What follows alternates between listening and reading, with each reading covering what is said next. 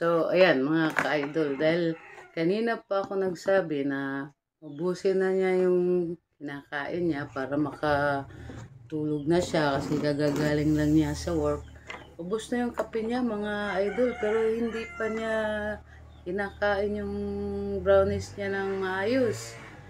Kaya lalagyan natin siya nito kasi puro cellphone lang siya eh. Hindi niya siguro mapapansin to. Tingnan lang natin.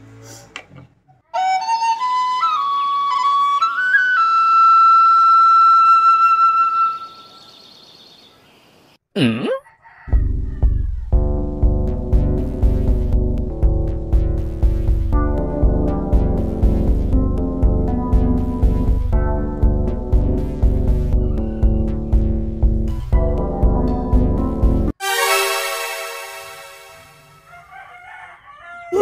Oh my God!